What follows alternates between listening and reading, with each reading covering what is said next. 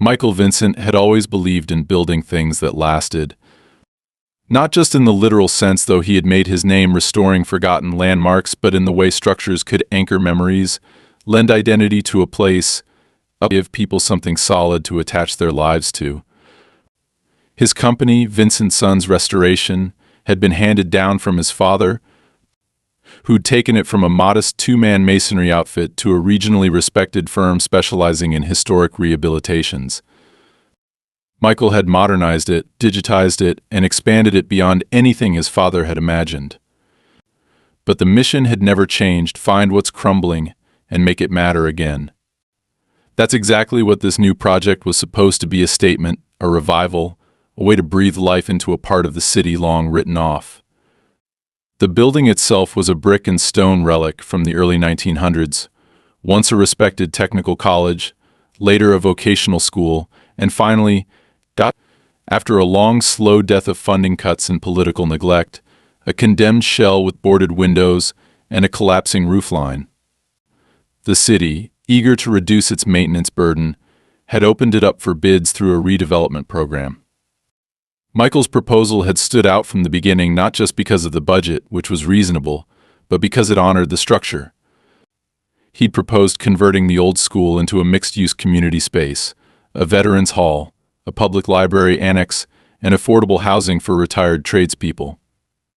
It was the kind of project that politicians like to put their names on, and the city had accepted it swiftly, almost enthusiastically. Michael had walked this site with his engineers and planners before. He'd seen the internal damage, the mold, the buckling floors. But this time it was just him. Early morning, no noise but the wind nudging dead leaves across the cracked asphalt of the parking lot. His boots crunched softly as he approached the main entrance, once grand, now a shadow of civic pride. It felt personal today, not just a job. Maybe because he'd spent the night before rereading some of his father's old notes on preservation ethics, or maybe because he'd grown up only a few blocks from here and could still remember his uncle who taught metalwork, bringing home stacks of woodshop projects made by his students. The place had history. And now it had a future, too. He was halfway through the walk-around, inspecting the utility access points and noting areas for fencing when he saw her. At first, just a figure near the old loading dock, obscured by the sun hitting the broken window panes.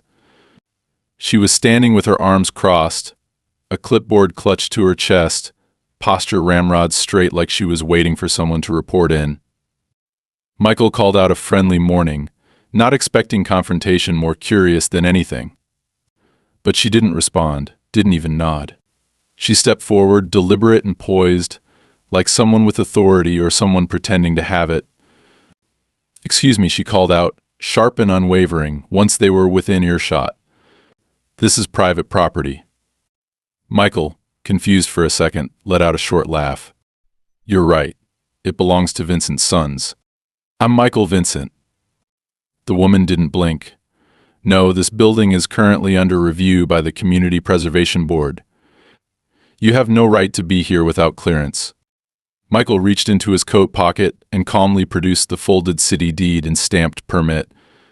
"We were granted ownership 6 weeks ago. The city signed off on the transfer. If there's been a misunderstanding, I can give you the name of the project manager on file." The woman, he still didn't know her name, took a quick glance at the papers but didn't touch them. Instead, she pulled out her phone, dialed 3 numbers, and turned away. "Yes, hello. I'd like to report a trespasser at 314 Lexington. Yes, male, mid-50s, Caucasian, claims to own the building but refused to leave. Yes, I'm safe, but he's being argumentative." Michael took a slow breath. He didn't move toward her, didn't raise his voice. He simply stood where he was and waited. He knew better than to try to talk sense into people like this, people who were convinced the world owed them control of everything they looked at. The best course was to let the situation burn itself out. Still, there was something surreal about being criminalized on land his company legally owned. By the time the squad car rolled into the parking lot 15 minutes later, Michael had already stepped back to the sidewalk and was sipping from his thermos, calm as ever. The 2 officers were polite, One approached him, asked for ID and documentation. Michael handed everything over, including a city-signed permit packet. The officer nodded, scanned the documents, and returned them with a slight shake of his head. "She's saying this place is part of a historic district," he said quietly. "But we don't have anything in the system saying that's active." "It's not," Michael replied. "The application to designate it as historic failed 2 years ago. I know because we opposed it. It didn't meet the criteria. The review board signed off on the demolition last month." The officer looked back toward the woman, who was now pacing near the front steps, talking to someone on speakerphone. "She's intense." Michael smiled, but it didn't reach his eyes. "You could say that." After verifying everything, the officers spoke briefly with the woman and then returned to their vehicle. One of them gave Michael a small shrug as they left, as if to say, "You're not wrong, but good luck." She didn't follow them. She stayed, standing stiffly at the edge of the property, watching him. As if staring could undo a deed, as if enough force of will could make ownership melt. Michael went back to work. He finished the perimeter check, made notes on the landscaping crew schedule, and tried to ignore the fact that she was still there watching, waiting, maybe scheming. But in the back of his mind, something itched. Who was she, really? Why did she care so much about this place? And more importantly, what kind of connections did she have that gave her the confidence to call in police and stand her ground even when proven wrong? Later that evening, after returning to his office and reviewing the security footage from the building's entry points, Michael noticed something strange. She hadn't approached from the street. She had come from the back, through the overgrown alleyway behind the gymnasium wing. A narrow path, nearly hidden by chain link and brush. She'd known where she was going.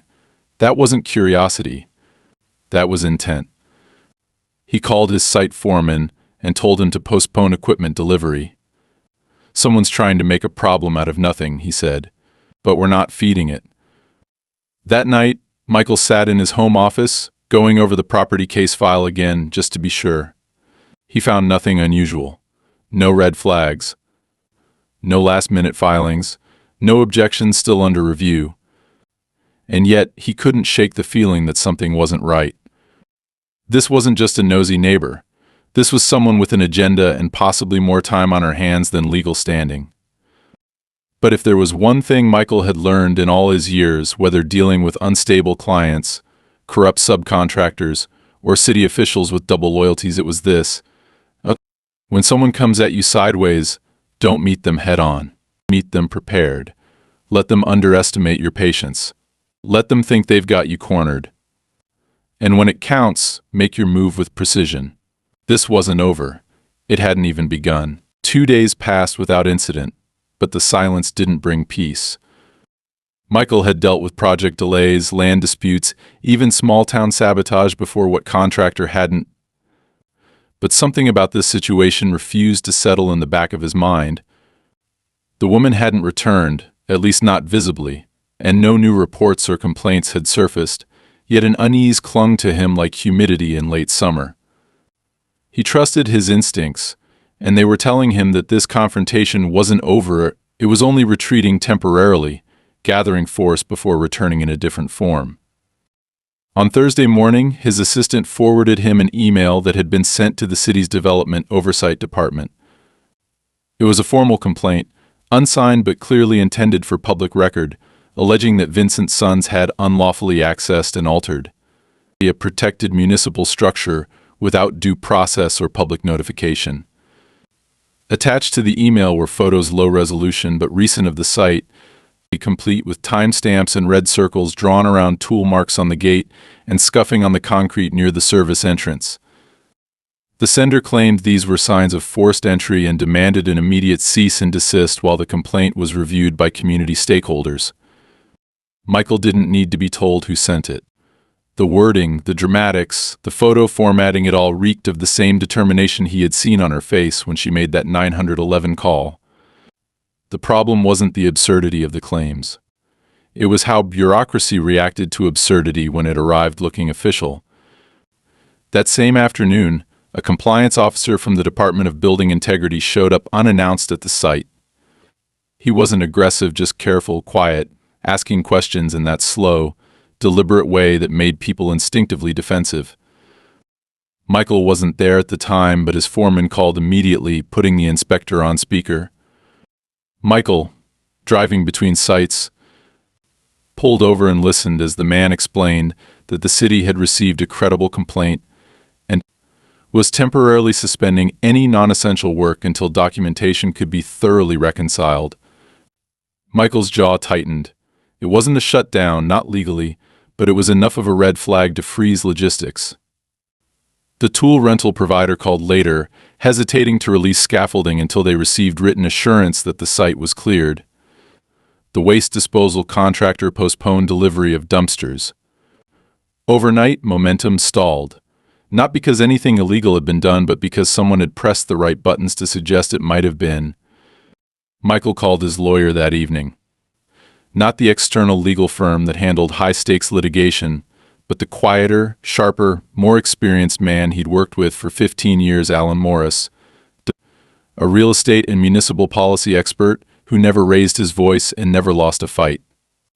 Alan listened without interrupting, asked 3 precise questions, then said flatly, "She's not acting alone." That thought hadn't fully formed in Michael's mind before, but now it snapped into place with perfect clarity. The complaint email hadn't come from a city address, but it had clearly been written to hit bureaucratic pressure points only someone familiar with the system would know how to exploit. And the photographs hadn't been taken on a phone through a chain-link fence. They'd been shot from inside the perimeter from angles that suggested intimate familiarity with the building layout, including blind spots in the security system Michael hadn't yet covered. Someone had accessed the site. Recently. Quietly. With enough time and foresight to stage documentation to use against him. Alan promised to file a formal response with the city in the morning, complete with ownership records, permit approvals, and correspondence logs dating back to the original proposal. In the meantime, he advised Michael to keep a detailed log of every incident, no matter how minor, and to increase on-site visibility, not security per se, but presence. If you show up every day, walk the perimeter, make noise, put boots on the ground, you send a message, this isn't forgotten land. So Michael did. He returned to the site every morning, often staying longer than he needed, not because he liked wasting time, but because he knew presence was its own kind of statement. Some days he brought a thermos and folding chair, positioning himself under the portico to review blueprints while tradespeople trickled in for walkthroughs and measurement prep. The other days, he brought lunch for the electricians who were evaluating the condition of the original wiring. Every day, he kept his eyes open for anything unusual. On the 5th day, he noticed something he couldn't ignore. A laminated flyer, nailed to a wooden stake and planted near the southwest corner of the property. The paper was styled like a vintage community bulletin, with hand-drawn borders and a faux typewriter font that read, "Heritage Watch Gathering, stop the erasure of our public legacy." Below that, in bold letters, "This building belongs to the people, not to demolition." There was no name, no organization title, no contact information, just a date and time, Saturday 11 a.m., listed as a peaceful assembly. It was amateurish, even theatrical, but it wasn't harmless. Someone was organizing. And they were doing it in a way that bypassed formal channels, relying instead on the language of grassroots protest and appeal to emotion, to memory, to collective identity. Michael knew the strategy. He'd seen it before, especially in projects involving old schools, libraries, post offices, structures that had lingered in the public's imagination longer than in legal use. But what made this different was the sheer audacity of trying to stage a community movement on land that had been publicly auctioned, sold, and legally transferred. It was a kind of quiet insurrection masked as nostalgia. Michael didn't react immediately. He didn't rip down the flyer or call the police. He simply photographed it, added the image to his now growing file of external interferences, and texted the image to Alan, who responded within minutes. "This is strategic. She wants confrontation, preferably one she can film. Don't give it to her. So again, Michael waited. Saturday morning, he arrived at the site early. Brought coffee, parked his truck close to the main entrance, left the gate open just wide enough to make it clear no one was hiding anything. At 10:45, a handful of people appeared on the far side of the sidewalk. Mostly older, a few younger, dressed in weekend layers, some carrying folding chairs, others wearing matching buttons with a red schoolhouse logo. At exactly 11, Karen stepped into view, not leading but positioned like a conductor. She didn't yell, didn't chant, didn't make a scene. She stood beside a makeshift signboard that said, "Preserve Lexington Learning." Michael observed silently from the portico. For 30 minutes they stood there, smiling, murmuring, taking photos of each other with the building in the background. A few curious passers-by stopped to ask what it was about. Karen answered every question the same way. They're trying to erase what this place meant. We just want time to find another solution. It was subtle. Infuriatingly so. She wasn't challenging the law, she was challenging legitimacy, painting his project as an act of cultural violence instead of a public service. It wouldn't get him arrested, but it could poison perception. Especially if she managed to turn that small cluster into a symbol of resistance. Michael didn't move, didn't interrupt, didn't escalate. He let them have their half hour. Then at noon he stood, walked slowly to the gate, and politely announced that work would resume on Monday and the site would no longer be open to outside gatherings. Karen didn't argue. She smiled just barely and said, "That's fine. We've made our point." And Michael knew then, without question, that she was far from finished. By Monday, the tone of the project had shifted. What had once been an exciting community restoration with city support and clear objectives now felt like a battlefield disguised as a worksite. It wasn't the work itself that created the tension. Michael's team was experienced, disciplined, and accustomed to dealing with complications. It was the sense of unseen interference, the knowledge that someone, somewhere, was deliberately working to undermine the very foundation of the project. And now that interference wasn't just coming in the form of bureaucratic delays or anonymous emails. It was manifesting physically. That morning, as the first crew arrived to begin clearing out the courtyard for fencing and access paths, they found the service gate unlocked and wide open. Michael knew with certainty it had been locked on Saturday before he left.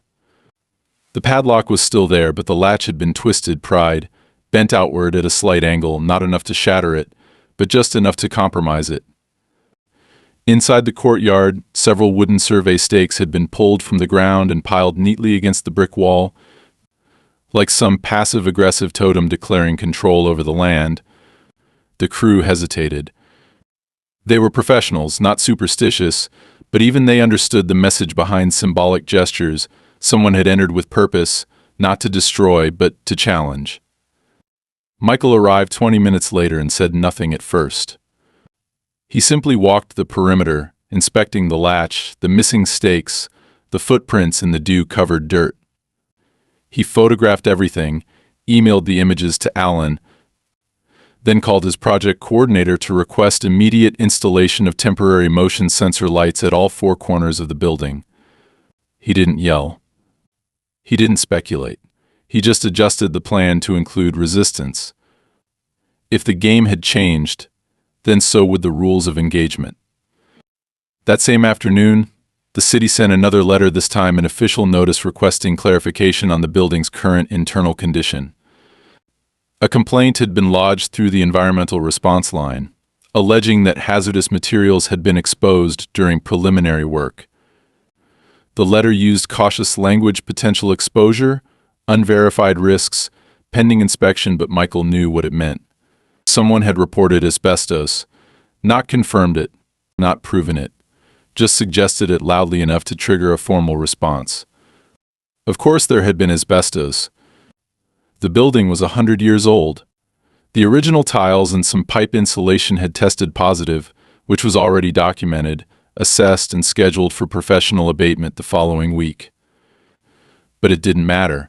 The accusation had triggered a delay, and now a new inspection had to be scheduled before work could resume in that zone. Another wedge. Another day lost. Another shadow of doubt cast across a project that had done everything by the book. That evening, Michael returned to the site alone.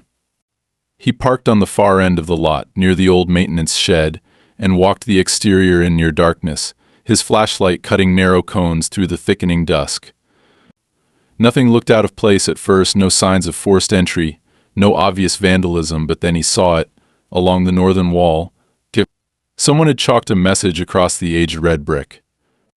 The letters were wide, slanted, written in pale blue construction chalk that could be wiped away in a second but left a distinct impression. It read, "Ask the neighbors who really owns this." Beneath it, a crude drawing of a school bell. Michael stood in front of it for a long time, letting the meaning sink in, not just the words themselves, but the tone, the implication. Whoever had written it wanted conflict, but not just legal conflict. They wanted to provoke a response, to draw him into a debate about belonging, about legacy, about moral ownership of a place the law had already assigned to him. But Michael refused to take the bait. He photographed the wall, wiped the chalk clean, and documented the incident. The next morning, he quietly added a portable camera to that corner of the property, mounted discreetly under the rusted overhang of an old HVAC unit. It wasn't paranoia, it was pattern recognition. And the pattern was escalating. Within 3 days, things reached a new level. A concrete delivery scheduled for Wednesday morning was rerouted without explanation. When the driver finally arrived 2 hours late, he apologized profusely and explained that someone had called the dispatch line pretending to be from Vincent's Sons, saying the delivery was canceled due to a fatal structural issue with the building. The driver thought it sounded strange, but the voice had known the site number, the route code, even the crew supervisor's name. Only after a call to confirm did dispatch realize something was off. Michael's foreman was furious. So was the site supervisor. But Michael simply filed it away. This wasn't a prank anymore. It was an operation. Someone with time, information, and coordination was deliberately orchestrating disruption. Not every day, not all at once, but enough to fracture the rhythm of progress and to inject hesitation into every step. Allen's response was swift. He submitted a formal complaint to the city's Department of Public Development, citing harassment, impersonation, and possible fraud. He didn't name Karen directly, there was no proof yet, but the circumstantial trail was forming. Meanwhile, Michael hired a private firm to perform a sweep of the site's wireless infrastructure and call logs. Not to play detective, but to understand how their internal operations were being intercepted. The sweep didn't find surveillance devices, but it did find evidence of repeated attempts to access their project database through a spoofed email domain. Again, no fingerprints, just intent. And still, Karen hadn't reappeared in person. She didn't need to. Her presence lingered in the tone of every delay, the echo of every rumor, the precise timing of each disruption. Michael began to notice subtle shifts around the site, passers-by who lingered longer than usual, unfamiliar vehicles parked across the street for hours, neighborhood blog posts, framing the project as controversial despite months of public documentation and city transparency. The narrative was being rewritten, slowly, subtly, and from the outside. At the end of that week, Michael held a meeting in his office with his senior team. No dramatics, no panic. Just a table, a blueprint, a whiteboard full of revised timelines, and a quiet decision to shift the tone of the project. From now on, there would be no informal access to the site, no media visitors, no unscheduled drop-ins. Every request would be logged, every delivery verified twice. And most importantly, every employee briefed on protocol, not for safety alone, but for handling pressure. Michael didn't rant. He didn't spiral. He simply reminded his team that success wasn't about speed. It was about resolve. They would finish this project not because it was easy, but because it mattered. Because if they backed down now, then every other site like this, every neighborhood restoration and architectural rescue, would be one protest away from collapse. As they left the meeting, one of the electricians, a tall man in his 60s who'd worked with Michael for years, clapped him on the shoulder and said, "I've seen this before. You're doing the right thing. Just don't let them wear you down." Michael nodded, but he didn't answer. Because the truth was, it was already wearing on him. He felt it in the late nights, the tightening chest, the constant parsing of every email for hidden barbs. But he also knew that resilience wasn't about not feeling pressure. It was about absorbing it and still moving forward. The next day, a new flyer appeared. This one wasn't posted at the site, but slipped under the windshield wipers of trucks parked outside Vincent Sun's main office. It was smaller, more aggressive, no faux vintage design. Just black block letters on white paper. "This isn't over." And underneath, in red ink, "The city can't protect you forever." Michael took the flyer, folded it neatly, and placed it in an envelope marked evidence. Then he opened his notebook and added one more line under a list titled Methods of Interference. The list was growing, but so was his focus. They weren't going to stop him. By the second week of disruptions, Michael no longer operated with the assumption that this would simply pass. What had begun as isolated friction with an agitated local had morphed into a carefully orchestrated campaign, whose purpose remained ambiguous, but whose impact was undeniable. He could see it in the way his team walked the site with more alertness than focus. In the way the usual banter over coffee before shift had been replaced by short nods and quiet phone checks. In the way even routine logistics now carried the weight of uncertainty. The flyers, the impersonated calls, the subtle vandalism, none of it had escalated to criminal violence, but the intention was crystal clear: wear them down. Not with explosions, but with erosion. It was Alan who finally said what Michael had been thinking. They were sitting in his office, the windows overlooking the partially cleared site, a line of survey flags fluttering weakly in the breeze. "This isn't just some angry woman," Alan said, without raising his voice. "This is someone with a plan, someone with support, and someone who is willing to exploit legal gray zones to block you until you either surrender or make a mistake." Michael didn't respond right away. He was staring out the window, watching two site managers reviewing the drainage blueprint near a pile of broken concrete slabs. "So what do we do?" he asked finally. Alan didn't hesitate. "We adapt. And we go on the record." Alan's advice was simple: make it public, but not in the way the opposition wanted. Not a media blitz or a press war. That would play into their narrative of corporate force overwhelming local identity. No, Alan suggested a formal information session, an open forum, held in neutral space, framed as a courtesy update to stakeholders. Invite city representatives, council members, even former alumni of the school if possible. Present the facts, the timeline, the community benefits, the legal framework. Make the project human again. Take it out of the shadows of sabotage and back into the light of civic value. The idea didn't appeal to Michael at first. He preferred concrete action to messaging. But he understood the importance. Their opponents were writing a story, a slow, subversive one, and the only way to counter it was to write a clearer one, with louder facts. So his team got to work. Invitations were drafted. A venue was secured. The lower hall of the community center 3 blocks from the site. Visual presentations were prepared, charts, 3D renders, cost-benefit summaries. The language was careful, balanced, not defensive, but not apologetic either. This wasn't a plea. It was a professional presentation of a community project under siege. The turnout surprised even Michael. Over 40 people came, some curious, some skeptical, others quietly supportive. Among them were city planners, 2 council members, a few retired teachers who had once worked at the school, and a scattering of younger residents who had probably never set foot in the building, but had absorbed enough local rhetoric to show up with arms crossed. Michael spoke directly, calmly, with an engineer's clarity and a builder's confidence. He explained the city's redevelopment program, detailed the bid process, walked through the plan's 3 phases, environmental remediation, structural stabilization, or an adaptive reuse.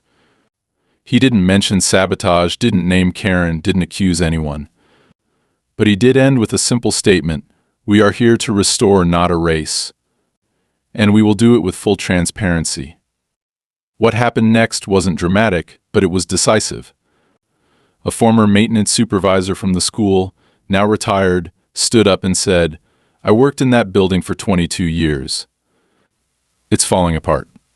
If these people can bring it back and make it useful, let them." There was scattered applause. Not loud, not overwhelming, but real. The mood shifted. The silence that had previously felt like judgment now felt like processing. When the session ended, several attendees approached Michael to thank him. A council member asked for a follow-up meeting. A teacher offered access to archival materials that could be used in a memorial display on site. And while not everyone left convinced, they left informed, and that mattered. Karen had not attended, at least not publicly. But Michael had noticed a woman near the back, partially obscured by the entranceway, who remained standing the entire session, arms folded tightly, eyes locked on him the entire time. She never signed in, never asked a question, never approached the presentation boards. She was gone before the session ended. He didn't need confirmation. She had been there, and she had listened. That was enough for now. The following morning, for the first time in nearly 10 days, the site operated without interruption. Deliveries arrived on time. No flyers appeared. No anonymous calls rerouted suppliers. The chalk messages stopped. The lock on the service gate remained intact. It was as if the air had cleared. The pressure had dipped just low enough to allow normalcy back into the rhythm of work. Michael didn't allow himself to relax. He knew too well that temporary silence wasn't peace, it was recalibration. Whoever was behind the disruption had witnessed the pushback and was now deciding how to respond. But for now, at least, there was progress. Concrete was poured. The roofline was mapped for scaffolding. Workers moved with more focus. And for a few precious days, the project remembered what it felt like to simply be a project again. It wasn't a victory. Not yet. But it was the first real sign that they weren't alone in the fight. The quiet didn't last. By the end of the third week, the opposition that had seemingly gone dormant returned, not in the form of visible protest or street-level disruptions, but as something deeper, more calculated, and significantly harder to track. It began with a letter. Not an email, not a flyer, but a real letter printed on crisp, city-issue letterhead, signed by an official Michael had met only once at a planning board reception months ago. The letter stated that an anonymous petition had been submitted to the Municipal Oversight Committee, challenging the zoning status of the redevelopment site. According to the petition, the site fell under a long overlooked public use covenant. Buried in a 1973 resolution tied to a regional educational reform package, which, if still valid, could prohibit any private development on the land without a county-level override. Michael read the letter twice, then a third time. This wasn't graffiti. This wasn't impersonated delivery calls. This was a direct strike through bureaucratic maneuvering, leveraging obscure legal residue to grind the wheels of progress into submission. Alan's face was unreadable when Michael handed him the letter. He didn't speak for a full 30 seconds, scanning the text, flipping it over, checking the file stamp. Then he looked up and said, "This is real. It's flimsy, but it's real." Michael didn't reply. He just stared at the envelope, still sitting on the edge of the desk like some relic dragged in from another era of war fought with ink and seal rather than steel and fire. "What happens if it's upheld?" he asked finally. Alan leaned back. "Worst case? The city would have to hold a formal review. That could delay everything by 6 to 9 months. You wouldn't lose ownership, but you wouldn't be allowed to make structural changes until the review was complete." Michael exhaled slowly. "In best case?" Alan allowed himself a dry smile. "It gets dismissed immediately and we move on. But something tells me that's not the plan here. It wasn't. Within days, Michael's team began receiving calls from their subcontractors' plumbing, HVAC, roofing, saying they'd been contacted by an independent neighborhood accountability group, requesting comment on their involvement in a project under zoning review for potential misuse of historical land. The calls weren't threatening, but they were persistent. And the language had a way of instilling doubt. Just wanted to know if you were aware. We heard there might be a freeze coming. Would hate to see your firm caught in a political crossfire. Michael's phone rang more often. The tone from partners began to shift. No one backed out, not yet, but the confidence was eroding. Subtle hesitations emerged in conversations that once ran smooth, questions about delays, about public perception, about liability. Even the waste management company, one of their longest-standing partners, requested a new contract clause, addressing contingencies related to legal status of the site. Michael refused to panic, but he couldn't deny the pressure. He increased check-ins, met personally with subcontractors, reaffirmed the project's legitimacy. He circulated documentation and a letter from the city planning board confirming their support. But while the surface remained stable, he could feel the structure beneath it beginning to shift. The attack had changed. This wasn't sabotage anymore. This was strangulation by red tape, by rumor, by institutional ambiguity.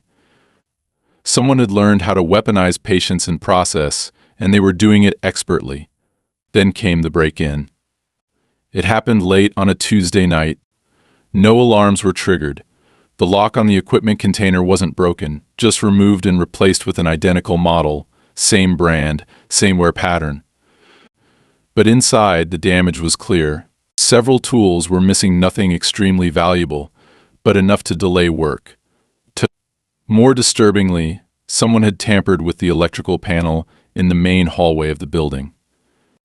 Not ripped it apart or destroyed it, but carefully rewired it so that the circuits were mislabeled and one of the ground lines was rerouted in a way that could cause a future overload. It was surgical, precise, not vandalism, but sabotage disguised as oversight. Michael arrived on site at dawn and spent 10 minutes walking the hallway alone before speaking. The panel had already been isolated by the electrical team, who caught the tampering before anything could go wrong.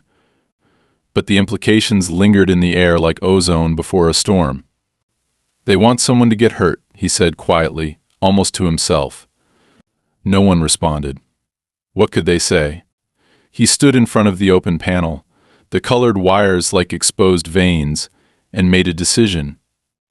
That afternoon, he held a staff meeting not in the office but on site, in the old auditorium, stripped bare of seats but still echoing with the sound of decades of voices.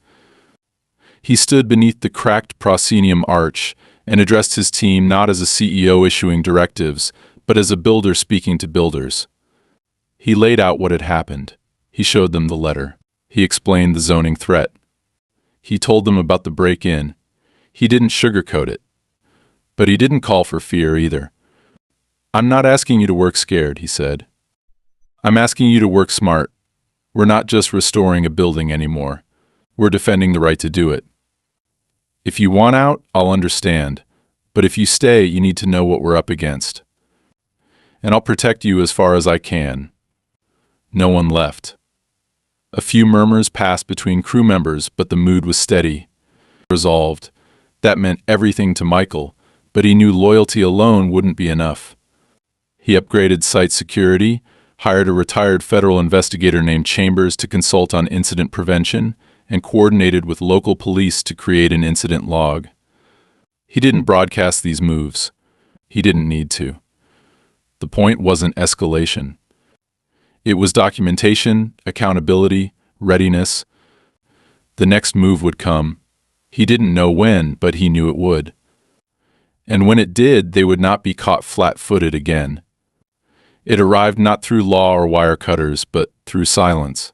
For 4 days, nothing happened. No flyers, no phone calls, no complaints. The site operated smoothly, progress picked up. But then, on the 5th morning, Michael received a voicemail. Not a threat, not a demand. Just a voice familiar, calm, measured. "Karen, I see you're still pushing. I'm not surprised. But you should know, some places don't belong to papers and permits. They belong to people. That building remembers things you've never lived. We won't let you bury them. No number, no return address, just a final pause, and then silence. Michael played the message twice, then sent it to Allen and Chambers. No immediate action could be taken. It wasn't a crime. But it wasn't benign either. It was a statement of belief, and belief was harder to fight than bureaucracy. Belief had stamina. It didn't need logic or timelines. It just needed conviction. And conviction was what Karen had weaponized from the beginning. She didn't need to win a court case. She needed to stall, to tarnish, to drain energy until Michael either withdrew or made a mistake she could exploit. But Michael had changed too. He was no longer treating her like a distraction or a nuisance. He now understood she was something more dangerous, a person who believed the law had failed her and had therefore decided to operate outside of it. She wasn't delusional. She was strategic. And that made her powerful. He didn't respond to the voicemail. He didn't issue a statement. He simply marked the message, saved it to a secure archive, and went back to work. Because that was the only answer he had left to give: keep building. The alert came not from the main gate, nor from the motion detectors mounted along the perimeter wall, but from an auxiliary sensor Michael had instructed to be installed tucked discreetly into a corner of the Old West stairwell, where a previously boarded window had shown signs of being disturbed. When the signal registered on the security firm's dashboard, they contacted Chambers first, per protocol. The response was immediate. Unmarked vehicles moved into position, and within minutes, Chambers called Michael directly. "We've got a breach," he said. This time they went inside. Michael had expected something. He hadn't been sleeping well since the voicemail. That message, carefully worded and deliberately calm, had shifted the atmosphere completely. Ever since, everything about the situation had felt coiled, charged, like a taut wire waiting to snap. At the site, the entry point was clear.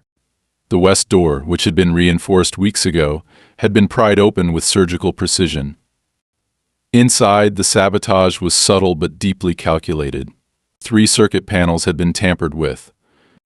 One of the newly repaired support columns had been marked in red chalk with the words, "Unstable. Do not remove."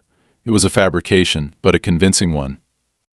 The aim was obvious: plant enough doubt to bring regulatory action down on the site, stall progress by manufacturing a safety issue. The on-site structural consultant was shaken. "If this gets reported before we clear it, the city could order a full work stop," he warned. Michael ordered immediate documentation, time-stamped photographs, internal inspection, third-party verification. By the end of the day, the column had been cleared, and the sabotage disproved, but the seed of doubt had already been planted in multiple directions. It was a perfect strike, not violent, not even visibly aggressive, but deeply effective. That same evening, a formal notice arrived from the Department of Site Safety announcing a scheduled inspection in response to recent reports regarding potential unapproved modifications. The language was sterile, but the implication was not. Every hour that passed without resolution was another delay, another crack in public confidence. Michael stayed on site, working through the night in the temporary trailer office. The site was quiet, sealed, lit by floodlights that cast long shadows across unfinished ground and scaffolded walls. He paced between reports, phone calls, and copies of legal documents. His team was holding, but only barely. Confidence eroded faster than concrete when hit from enough angles. The security firm stayed alert, Chambers reviewed the footage, and Michael waited for the next move. It came unexpectedly, not as another legal stunt or anonymous disruption, but as something simpler, more human. Karen appeared just outside the trailer, calm and unannounced. She didn't yell, didn't posture. She simply stood, arms crossed, watching the building behind him as though it still belonged to her and always would. Michael stepped outside but kept the door open behind him. You broke in, he said quietly. That's not preservation. That's a felony. Her expression didn't change. You think this is about me? She asked, her voice soft. It's about memory. You think you can tear this place apart and reshape it into something neutral. But this place was never neutral. It had roots. He didn't argue. He was done trying to reason with her. You're not protecting memory, he replied. You're using it as a weapon. She said nothing, just looked past him at the building. Then, finally, she spoke again. We filed another injunction. This place was designated an emergency resource zone during a county initiative. It was never meant for private control. Her voice was calm, too calm, like she was reading from a well-rehearsed part. Michael didn't respond. She turned and walked into the dark without another word. The injunction was real. Alan confirmed it the next morning, signed, submitted, and attached to a claim citing outdated emergency use provisions. The timing was no coincidence. It would force another pause, another legal review. The tactic was transparent: delay until the money ran dry or the will to continue broke apart under constant pressure. But Michael didn't retreat. That same day, he filed a counter motion, this time aggressive, formal, and complete. It included a documented timeline of events: the break-ins, the tampering, impersonations, threats, and interruptions. With Alan's help, he presented it not only to the city attorney's office, but to the regional prosecutor's office as well, with a request for criminal investigation into coordinated interference with permitted redevelopment. This was the line. There was nothing else to talk about. The court review moved faster than expected. The injunction was rejected, and the judge noted, in writing, a pattern of organized obstruction lacking substantive legal grounding. Karen didn't appear. Her lawyer did, stiff and defensive, but visibly shaken. For the first time, there was no confidence in his posture, only calculation. The momentum had shifted. As Michael left the courthouse, he knew nothing was truly over. People like Karen didn't vanish. They waited, regrouped, found new ways. But now he had a different kind of momentum behind him, not just the law, but the clarity of confrontation finally exposed. The fear was still there, but it had a new shape, not paralysis, but resolve. He returned to the site, stepped through the gate, and for the first time in weeks, allowed himself a full breath. The walls were still battered, the system still outdated, but the ground beneath them finally felt stable again, and he was ready to build. The months that followed did not unfold in dramatic turns or public showdowns, but in steady, deliberate progress, quiet, focused, uninterrupted for the first time since the project began. The building that had once been a source of conflict, surveillance, and psychological pressure gradually began to resemble what it was always meant to be, a place reborn. The scaffolding was removed piece by piece. New brickwork merged cleanly with preserved facades. Interior frames gave shape to what would soon be classrooms converted into community spaces, a woodshop restored for veteran apprenticeship programs, and a library annex filled with salvaged materials from the original school archives. The roof was replaced, windows reopened, natural light poured in through glass that had not seen the sun in decades. The sound of drills, hammers, and footsteps replaced the silence that once carried tension. For the first time, construction felt like progress and not resistance. Michael no longer watched the gate. He no longer double-checked locks or reviewed overnight reports with apprehension. The cameras remained, the protocols stayed in place, but the urgency of defense had passed. Karen had not returned, not to the site, not to city meetings, not to any further legal battles. Her name still surfaced in occasional whispers among neighborhood circles, but the weight of her presence was gone. The courts had ruled. The city had moved on. The injunctions had expired, and her methods, while persistent, had ultimately exposed themselves to scrutiny. The silence she left behind was not victory, but the absence of ground to stand on. She had pushed until nothing was left but a bitter outline. One afternoon, weeks after construction crews had completed the internal framing, Michael stood in the restored hallway outside what would soon become the main entrance to the community atrium. The air smelled of fresh paint and sawdust. He walked slowly down the corridor, hand grazing the edge of a wooden railing that had been salvaged and repurposed from the original auditorium seating. He passed through the rebuilt threshold into a large room, now bathed in warm light, where local artists had begun installing community murals on the far wall. A bronze plaque was being mounted near the entrance. It read, "Lexington Commons, reclaimed, restored, reimagined." Below it, smaller text noted the date of completion and the list of contributors and partner organizations. But the last line was the one Michael had insisted on. It read, "Built for those who remember, and for those who will." He didn't need credit. He didn't want speeches or coverage. What mattered was that it was done, and that it had been done without compromising the integrity of the project, despite every opportunity to take an easier path. There had been moments when surrender seemed more practical, when selling off the land or downscaling the design might have spared them the legal battles and the psychological toll. But surrender would have been a quiet agreement with a lie that obstruction had the same legitimacy as objection, that fear could replace process, that myth outweighed the work of many. Refusing that lie was the hardest thing he had done in years.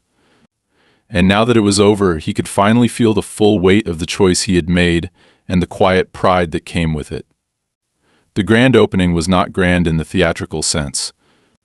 It was dignified, honest, attended by city officials, residents, former students of the old school, and families who had lived in the neighborhood long enough to see its slow decline and now its renewal. There were no protesters, no disruptions, no speeches drowned out by confrontation. Just a simple ribbon, cut by a young apprentice who had helped install the last set of shelves in the reading room, and a few quiet words from a retired teacher who had once taught in the building when it was still a school. Michael stood in the back, away from the cameras, hands in his pockets, watching as people stepped into the finished space for the first time. Later that day, as the sun began to fall behind the rooftops of the neighborhood, Michael lingered at the site. Most of the visitors had gone home. His staff had packed up their materials, their tools, their presentation boards. The atrium was quiet again, but not empty. It felt lived in even after just one day. He sat on the wide stone steps that had been cleaned, repaired, and sealed original to the building, and still bearing the faint dents of generations who had passed through. He looked out at the neighborhood, the trees, the traffic in the distance. For the first time in a long while, his mind wasn't scanning for what might go wrong. It was still. He thought of his father who had built the company brick by brick with calloused hands and quiet discipline. He thought of every crew member who had stayed through the worst weeks of uncertainty. And reluctantly but truthfully, he thought of Karen not with anger, not even with pity, but as someone who had believed in something so fiercely she could not bear to let go, even when it stopped being hers to protect. He did not agree with her methods. He did not forgive her trespasses. But he understood the shape of her resistance and what it meant to carry the burden of memory. He didn't expect to see her again, and he never did. But her impact, unintended as it was, remained not as an obstacle, but as a reminder that legacy is not just what you preserve, but what you fight to reshape. The building stood. It breathed again. And with it, the final word had been written.